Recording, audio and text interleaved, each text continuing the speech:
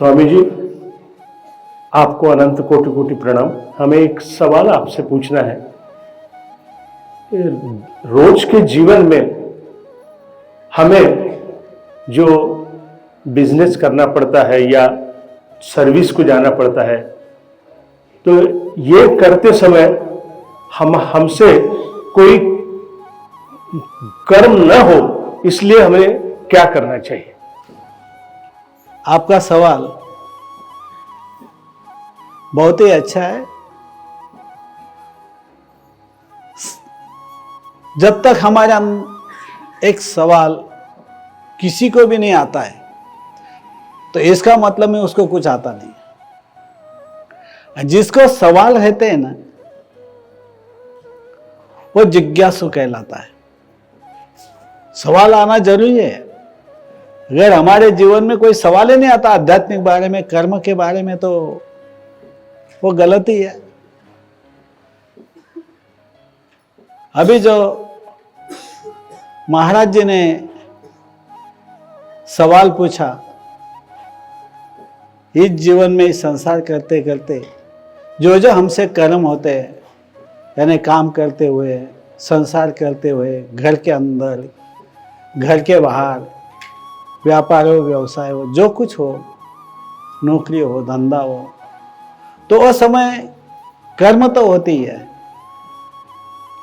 और जो कर्म होते हैं, तो वो कर्म ना होवे, इसका मतलब में ये तो नहीं हमें संसार छोड़ना है, हमें सन्यासी बनना है, ये तो नहीं है।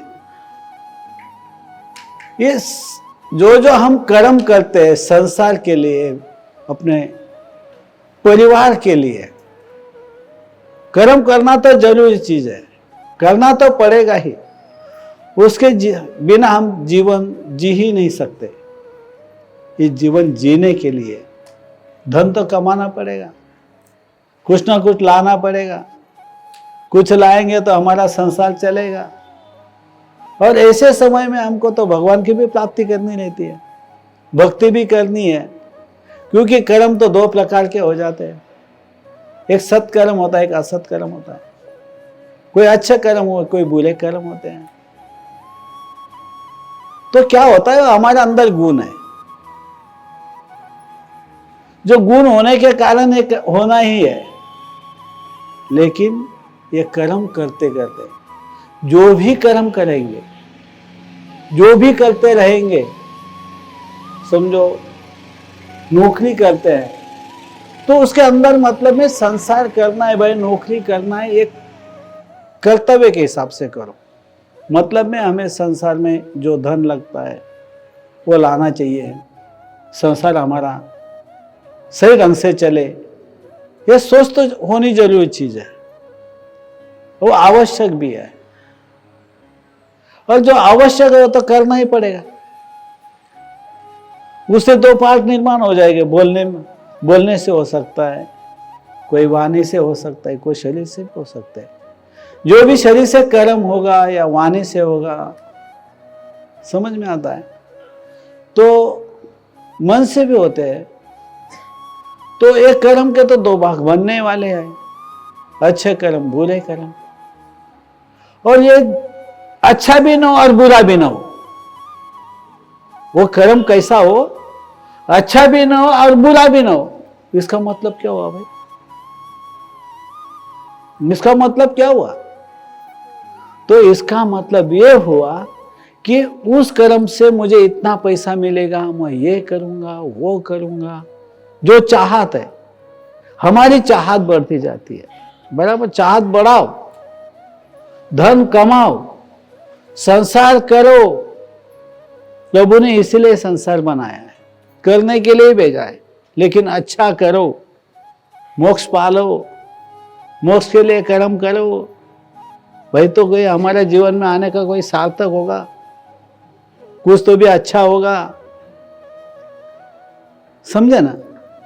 तो क्या है, जो भी कर्म करेंगे, चाहे हमें 1000 मिले, 10,000 मिले, लाख मिले, करोड़ मिले, खाली उसके अंदर मन मत रखना। हमारा जो मन है, वो जो धन कमाएंगे तो उसमें मन रखने का नहीं है। आया बीबी ने बोला मुझे साड़ी चाहिए, बच्चा बोलता है मुझे स्कूल में फी भरनी है, मुझे एक गाड़ी चाहिए, वो चाहिए। मतलब में है तो करते रहो। उस धन के अंदर मन अंदर में नहीं होना चाहिए, धन के अंदर हमारा मन नहीं होना चाहिए, समझे ना। बच्चे है कहीं भाग नहीं जाते, बीबी है कहीं भाग जाने वाली नहीं, क्योंकि इंसान ने सवाल किया है। बीबियां भी ऐसी है, वो भी काम धंधा करते भाई, नौकरियां करते, सब कुछ करती है, वो भी कम नहीं आज के जमाने में। हर को ये सवाल है, हर को सवाल है, ये मामूली नहीं, हर का सवाल समझ लेना। और इस समझने में हमारी समझदारी भी है, इतना याद रखो। क्योंकि जो जो कर्म हम मन डाल के करेंगे, उसमें मन रहेगा तो वो कर्म से हम बाधित हो जाएंगे, बंधन में आ जाएंगे, चाहे अच्छा हो या बुरा हो। अच्छा कर्म भी भुगतना पड़ता है, बुरा कर्म भी भुगतना पड़ता है आध्यात्म के हिसाब से। जब तक दोनों कर्म की निवृत्ति नहीं होती, तब तक हमें मोक्ष भी प्राप्त नहीं होता। तो मोक्ष पाने के लिए इस संसार में सिर्फ कर्तव्य तरीके से, मतलब हमारा एक काम है, हमको करना पड़ेगा, लाना पड़ेगा, देना पड़ेगा, बस उसके अंदर मन मत लगाओ। जब मन नहीं रहेगा, धन में हो, व्यक्ति हो, कोई पर्सन हो, बीबी हो, बच्चे हो, समाज हो, कोई भी चीज में, वस्तुओं में हमारा मन कभी नहीं रखना।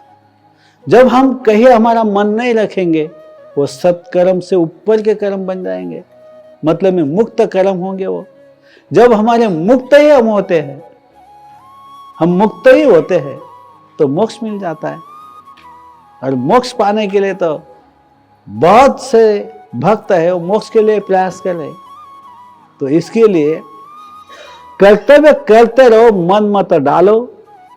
वो शुद्ध कर्तव्य होता है, कर्म होता है, और उसमें बंधन भी नहीं होता, बंधन भी नहीं होता है, और बंधन से मुक्त हो जाता है। प्रभु का नाम का रटन होता रहता है और हमारी मुक्ति हो जाती है। यही सच है। जय श्री दादा जी।